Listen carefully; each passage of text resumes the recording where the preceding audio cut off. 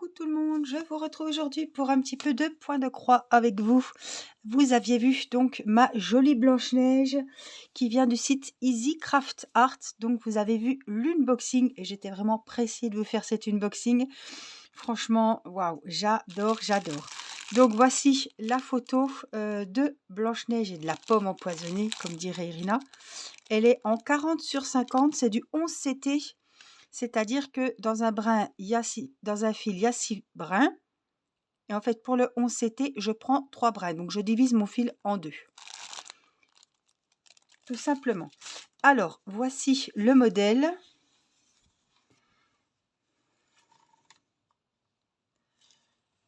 Regardez comme c'est joli. Ce sont quasiment des gros blocs. Alors, je pense à l'or quand je fais cette toile parce que franchement, ça va être un régal. C'est quasiment toutes des grandes parties. Vous voyez, des grandes étendues.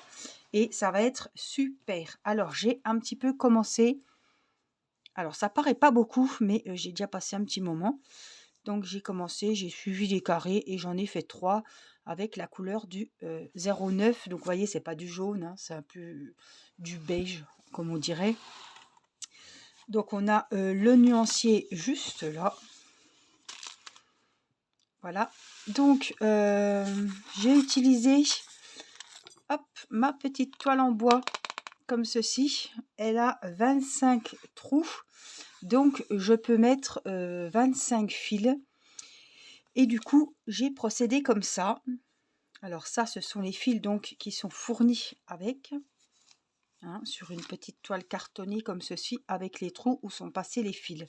Donc celui-ci, il a 15 couleurs. Donc on a bien nos 15 numéros ici. Et la couleur du fond principal, c'est le 9. Et c'est un espèce... On en a plein, vous voyez, j'en ai 2, 3, 4. Donc voilà, il nous faut prendre un fil. Donc hop, on va le prendre. Voilà, ça, on va le mettre de côté. Alors, je vais vous montrer. Alors, je le coupais en 2. Mais je me dis que quand on fait des grandes étendues comme ça, de le couper en 2, en fait, il vous reste plus grand-chose de fil. Bon, j'avais commencé comme ça, donc on va finir comme ça. Donc, je coupe mon fil en son milieu. Donc, je vous ai dit qu'il y avait 6 brins. Donc, en fait, je vais en dégager 3. Ça va me faire en fait 2 fils. Donc, des fois, ça va tout seul. Je suis là. Là, on a... Alors, est-ce qu'il va nous faire le focus, le coco? Ma foi, il n'est pas décidé. Alors, on a 3 brins et 3 brins là. Donc, on va dédoubler notre fil. On y va tout doux et de temps en temps, il faut prendre celui du bas parce que ça s'enroule. Donc, on retire un petit coup comme il faut celui du bas, histoire de remettre tout ça bien droit. Et puis, en fait, ce qui est le mieux, c'est de s'occuper des 3 fils à la fois.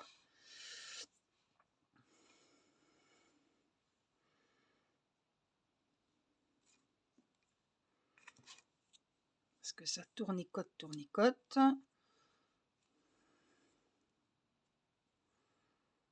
Et voilà. Donc, on se retrouve avec 2 fils. Alors, là, j'ai un fil à finir que j'ai commencé. Donc là, je prends mes 2 fils que je vais mettre. Ce sont des fils qui sont prêts à être utilisés. Tout simplement. Donc, je les plie en 2, comme on veut, en gros. Voilà. Et ce sont donc les numéros 9. Donc, je vais les accrocher. Comme ça, ils sont prêts à être travaillés. On peut en mettre plusieurs. C'est le même système que les bobinettes. Sauf que je trouve que c'est quand même plus pratique parce qu'on n'a pas à noter, etc. Donc voilà, je sais que mon numéro 9, je pourrais en faire plein d'avance, puisque après, voilà. Après, je pourrais faire le 3, puisqu'il y a beaucoup de 3 aussi. Mais au moins, je sais que je suis tranquille. J'ai 2 fils d'avance. Et puis voilà. J'ai utilisé ça cet après-midi.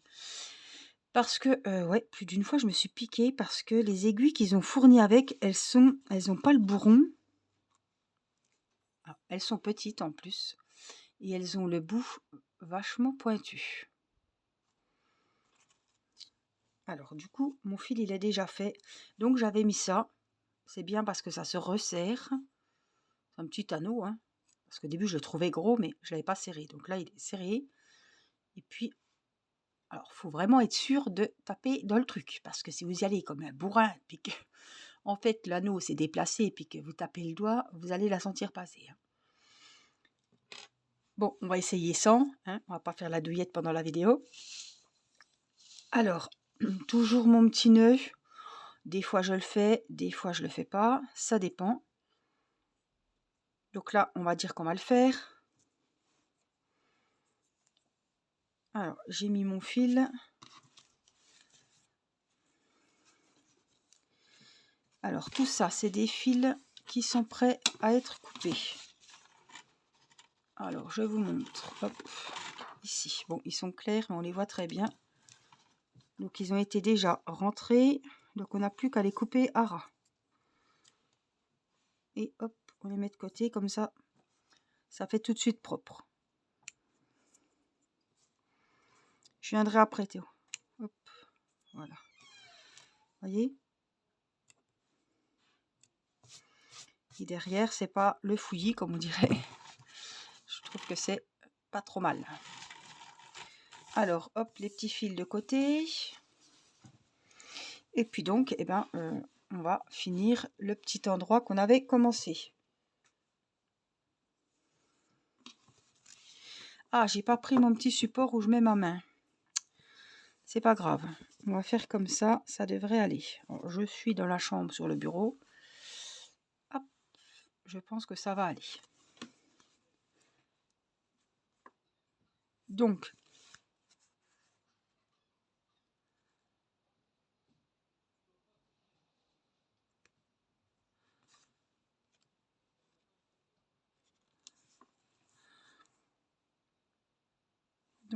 hop, je vous montre comment moi je procède. Donc, je fais mes demi-croix déjà, qui montent sur la droite.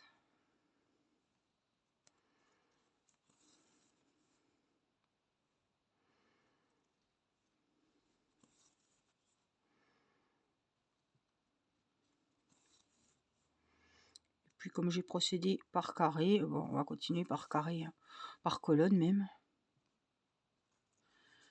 Donc là, je suis au bout. Donc on va revenir.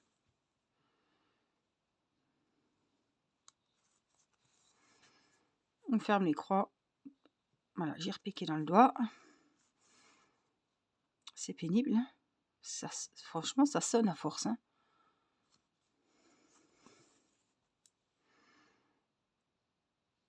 Je pense que je vais reprendre mes autres aiguilles de mes autres ouvrages, j'ai l'habitude. Parce que là, elle est vachement pointue.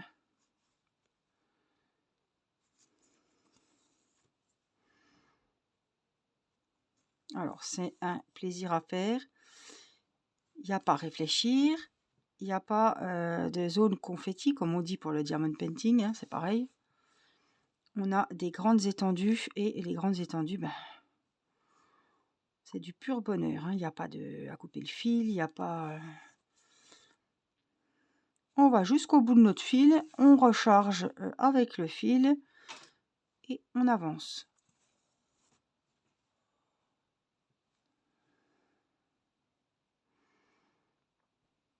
Donc évidemment, quand on a des grandes étendues comme ça, je me concentre où je pique, hein, parce que voilà, c'est agréable à faire quand on a des grands morceaux comme ça, des grandes zones.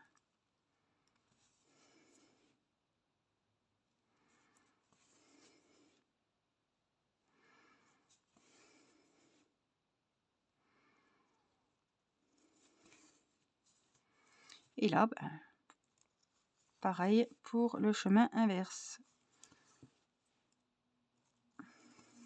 Donc là, je ferme mes croix.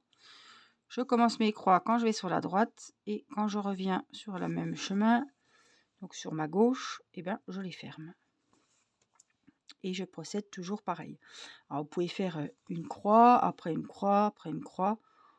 Moi, écoutez, je procède par ligne, et puis comme ça, après, je referme. Alors, et je ne fais pas comme ça, je ressors, je repique, je ressors.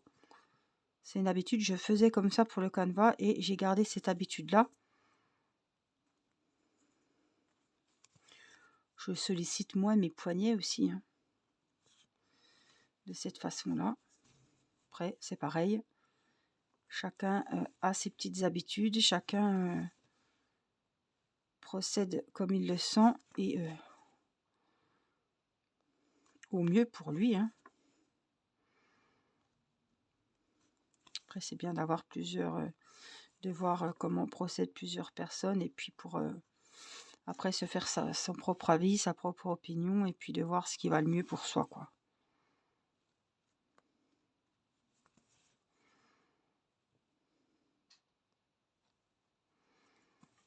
Donc là,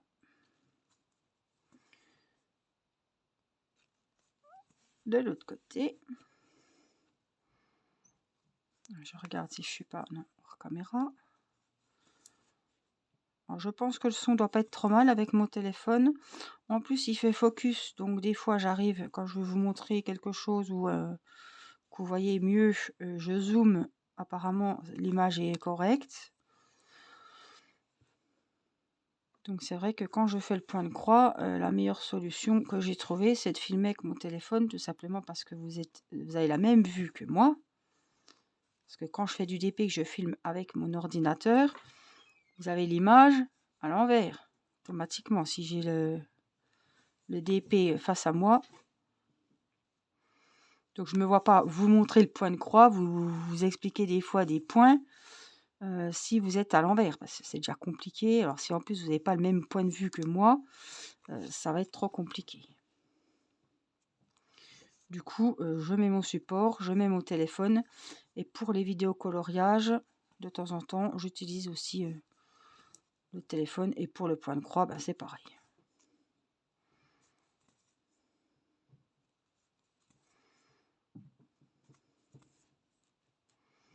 Je tire un peu sur mon fil. Donc vous voyez, j'aurais pu très bien faire des grandes lignes, hein.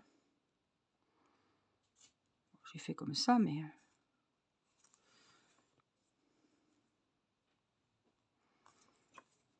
vous procédez carré par carré. Allez, j'ai encore un coup dans le doigt.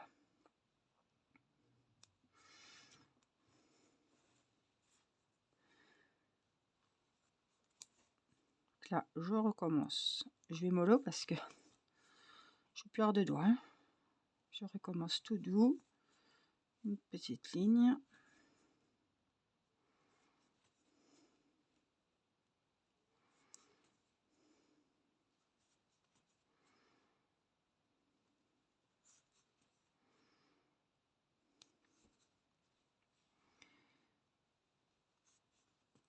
Voilà, et je ne sais pas si on aura assez de fil pour aller jusqu'au bout, mais on va quand même finir le fil. Donc vous voyez, quand je coupe mon fil en deux, je vais pas bien loin avec cette moitié de fil.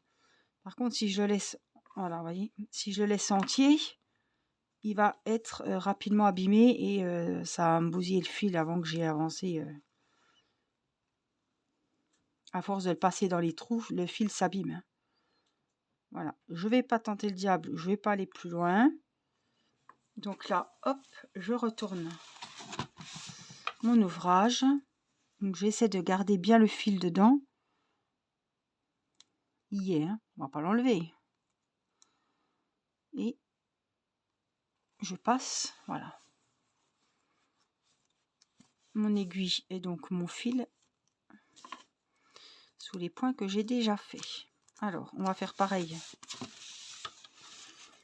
de ce côté-là. J'enfile déjà mon aiguille. Alors, attendez.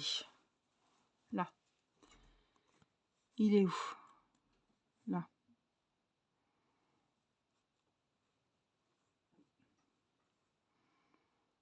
Donc là. Voilà, faut faire attention de ne pas prendre la toile avec. Des fois.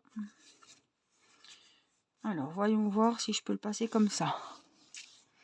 Des fois, il est docile. Il n'y a pas besoin de l'enfiler aiguille. Ça dépend, hein. Ça dépend des fois. On va essayer. Puis si on n'y arrive pas, On prendra, je vois déjà pas comment est mise mon aiguille moi. Donc on va prendre l'enfil aiguille, je vais pas perdre mon temps.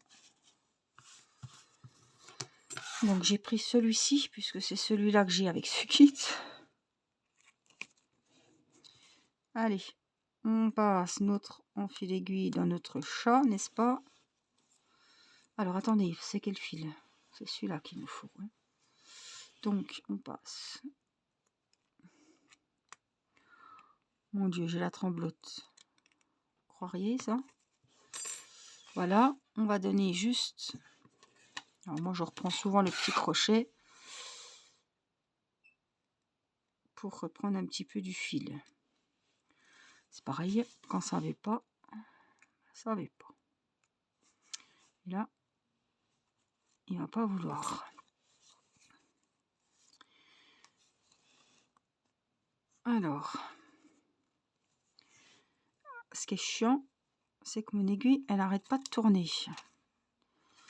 Donc, c'est pénible qu'elle tourne comme ça. Comment ça se fait qu'elle arrive à tourner autant?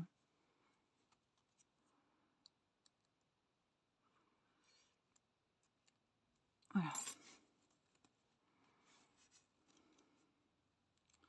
Je veux juste un petit peu de lest pour enfiler mon fil. C'est tout ce que je veux. Voilà. Tu vas être gentil. Voilà. Faut pas trop serrer non plus, mais... Et hop. On coupe. Le premier donc. Et le dernier. Comme ça, je sais où j'en suis. Donc voilà. Et après, eh ben, on procède. Alors, la prochaine fois, je vais prendre une autre aiguille quand même. Et après, on reprocède pareil. On continue, on continue. Après, je pense faire le petit nœud avec la couleur numéro 6. Alors, c'est bien dommage. Hein. Je pense pas que c'est cette couleur-là, mais ça aurait été bien cette couleur-là. Voyons voir sur la photo. Il est rouge apparemment, hein, le nœud. Donc, en regardant le numéro 6, eh ben, on est dans le rouge, un beau rouge presque bordeaux. Il a rouge et puis donc le petit violet là qui va faire la bordure du nœud, ça doit être un espèce de marron. Alors c'est quoi des carrés violets? C'est le 11. Donc voilà, c'est la taille au-dessus, vous voyez, c'est un bordeaux plus foncé. En fait le nœud il va être rouge et les contours bordeaux. Ça va être joli. Alors les cheveux, je vous le cache pas, hein. C'est Blanche-Neige, hein, donc c'est du noir. Ça va être vraiment joli, franchement. Hein. Les lèvres, alors les lèvres, pareil, elles vont être couleur du nœud, donc comme la pomme. Un beau rouge comme ça. Ça va être très joli. Bon, je n'en suis pas à la pomme, n'est-ce pas? Il y a encore du boulot. Mais en tout cas, ça me plaît beaucoup. Cet ouvrage me plaît beaucoup. Donc voilà, donc je vous rappelle que c'est un 40 sur 50 qui vient de la boutique Easy Craft Art. Et puis, ma foi, vous pouvez aller faire un tour sur le site. Alors, je suis intéressée beaucoup par Blanche-Neige, donc je ne sais pas s'il y a d'autres princesses, je ne peux pas vous dire. En tout cas, je vous avais mis le lien dans l'unboxing, vous le retrouverez facilement. Et puis, voilà, si ça vous intéresse. Merci pour vos petits pouces bleus d'encouragement et de remerciements. Ça compte beaucoup pour moi, je vous en remercie. Merci pour vos commentaires, merci pour votre bienveillance. Je vous fais plein de gros bisous et je vous dis à très vite pour une prochaine vidéo. Je vous embrasse. Bye bye.